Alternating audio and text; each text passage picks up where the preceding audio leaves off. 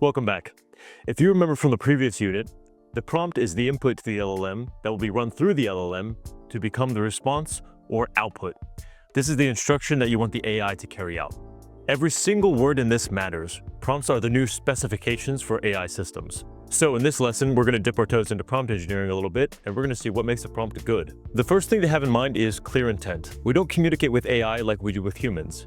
AI is like a role-playing game where you get to specify every single detail of its personality. We also need to give it relevant context. Think that every single thing that you tell it is going to form part of its personality, and it's going to use that information in its outputs. And so you need to make sure that when you have context, that context is relevant.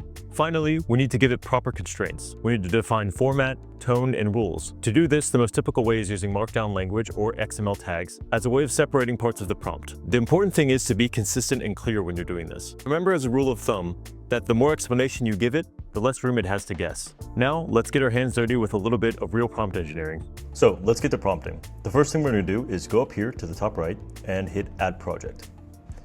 We're going to add project, and we'll call this the AI PM. Add our project. And so now we're back at the place we saw last week. This is the playground, and here we're going to be able to work with prompts. Let's start by making our first prompt.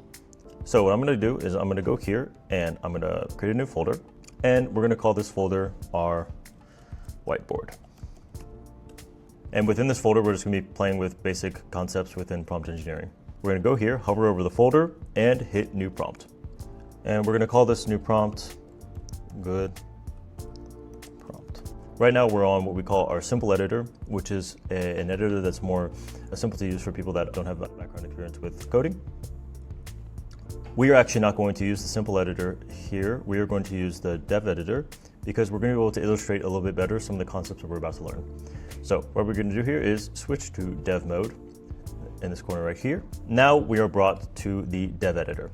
What you're going to see here in blue is actually just configuration information. This is how we deal with the configuration. For example, picking your model, your provider, your temperature, and also structured output. These are different parameters that are necessary for the communication with the LLM.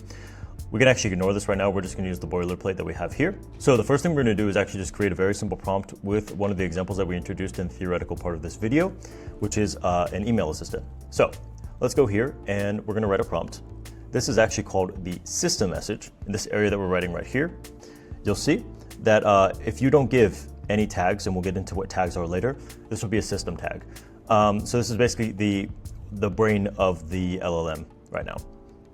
So we can kind of just ignore roles completed right now and just write our prompt, and then later we'll get into how we can expand that. But let's go here and we'll write summarize the following email in one clear sentence. How do we get the email in there? We're going to use something called a variable. And we're slowly introducing these things. You can actually kind of ignore a lot of the syntax right now because we'll actually get into how to do the syntax later. So quickly, just to create a variable, we do 2 curly brackets and we put the name of the variable.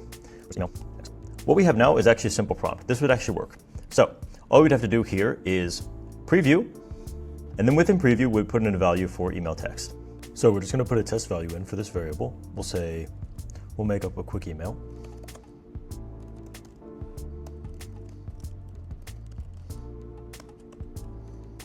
And then once we have that variable filled out, all we have to do is go here and hit run.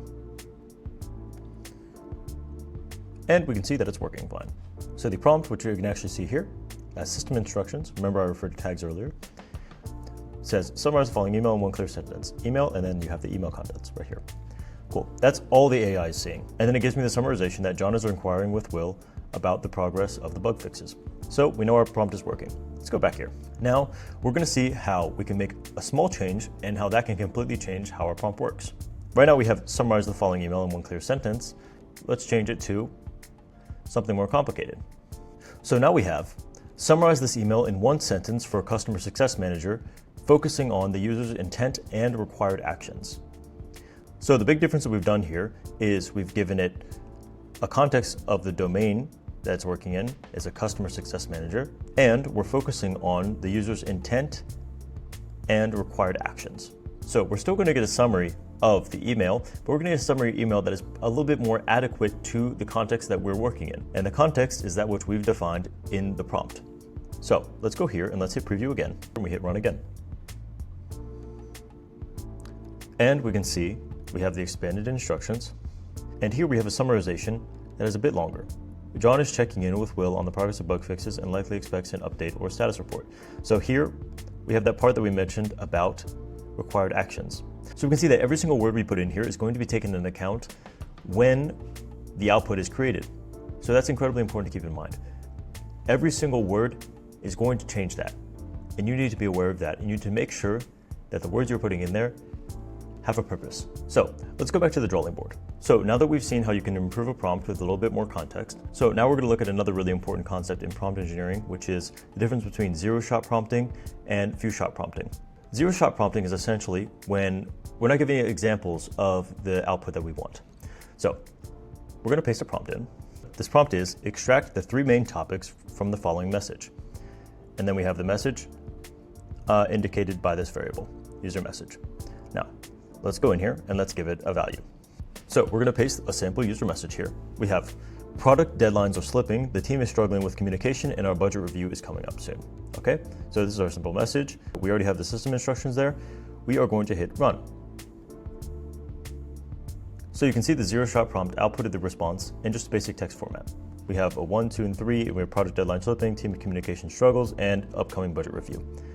That's fine, but I was imagining something a little bit more structured, so that context needs to be given to it, and that's kind of how we go back and relate this to adding more context. So what we're going to do is we're going to do few-shot prompting.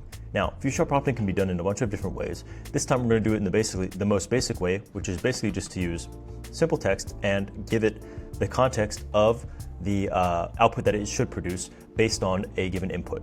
And so we're just going to do that by simply changing the prompt. Let's go here. We're going to change this part right here. And I've prepared this prompt. And now we have a few-shot prompt. This says, you're an assistant that extracts key topics from user messages. Follow the format topic 1, topic 2, and topic 3. And then what we do here is we go and give it the examples of user. I cannot log in and password reset isn't working.